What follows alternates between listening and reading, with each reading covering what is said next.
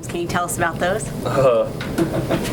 Let's see, I told them over there it's Vanilla Vic, Cam Cracker, and that's there's a couple more, but I can't remember it's getting out of hand. A lot of quarterbacks try to avoid the contact. You almost seem like you're seeking it out. Why is that? It's football, and I feel like we needed a big play at the time, and I was just trying to do what I could. Going into that, do you know, like, when I drop a hit on someone, this is going to fire up the sideline? I don't know. I'm just thinking, get the first down, get whatever you can, and whatever happens, happens. So if it does, I'll do it. If it does anything to help us win, that's what I'm gonna try to do. Have you given Coach Kiffin a heart attack yet? Not for running. Probably making a few mistakes. Throwing the ball, but I don't think running the ball is giving him any heart attacks. But going off of that, how much has Lane Kiffin impacted you as a player? Just working with him. Man, he's helped me out a lot. Simplifying things and just the way he puts together a game plan. It really simplifies things for everybody, especially me, and just makes it a lot easier. So, Coach Kiffin, I can't tell you how much he's helped me this year. One more time, I want to go back to the nicknames. I didn't hear you address Baby Roethlisberger. Is that a Reggie only one? No, there's nicknames coming from everywhere right now. I got a lot of Roethlisberger ones, but everybody's got something nowadays. Which one's your favorite? I don't know. I've had enough of that. Really, I don't have a favorite. But bringing it back to the field, is it you guys have gotten out to some fast starts on the road. At home, maybe a little bit sluggish. I know Nick Saban was asked about that today. Is there anything you can put your finger on as to why that's happening? What Coach Saban say about it?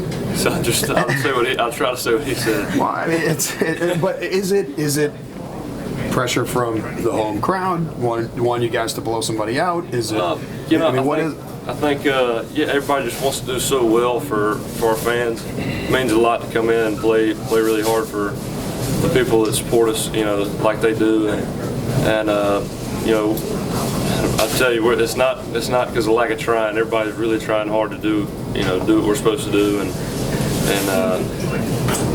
I can't put a finger on it really though. I think just we got to focus more at home. Really, that's about it. I know on Saturday, Coach talked a little bit about light a fire under the team at halftime. When you guys come back out for the third quarter, particularly as a quarterback, how do you balance the emotion of the moment with what you need to do execution-wise? That's the main thing is just focusing on execution. And in a game like we were in Saturday against Texas A&M, they were building momentum, and my main thing was just sticking to the reads and not doing anything too risky, just staying within the offense and making sure I get completions and first downs and just try to keep the momentum on our side and just keep those drives moving. Not necessarily get a huge play, but just keep it going and make sure we keep the ball. You guys have beaten 2 top 10 teams on the road. Nick Saban in his time in Alabama has beaten 16 top 10 teams. What does he do as a coach that allows you guys to perform time and time again in those types of scenarios? I don't think Coach Saban really ever changes. It's always, when we play well, it's because we do what the game plan he's put together. And when we don't, it's because we weren't focused or we didn't execute. It's it's really all on us as far as when we don't play as well, because the game plan, the plays are called and everything else, it's there. The plays are there. It's just we have to execute. Growing up, what was your view of the Alabama-Tennessee rivalry?